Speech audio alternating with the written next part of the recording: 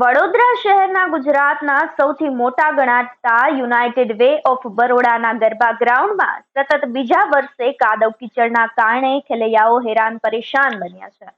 તો ગુજરાતના પ્રખ્યાત ગરબા એવા યુનાઇટેડ વેના ગ્રાઉન્ડમાં કીચડથી ખેલૈયાઓએ વિરોધ નોંધાવ્યો હતો.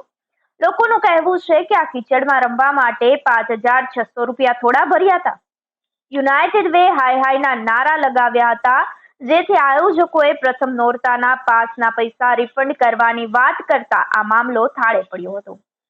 જોકે જોવાનું એ રહ્યું કે બીજા નોરતા માટે સંચાલકો સારી સુવિધાઓ આપી શકશે કે કેમ.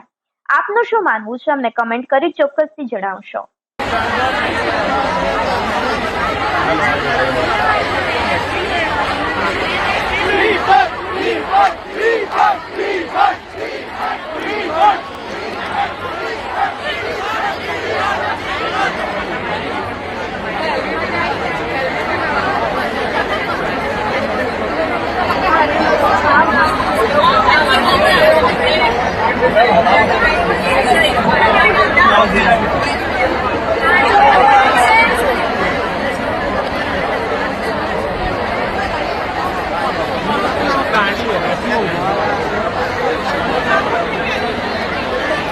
દરેક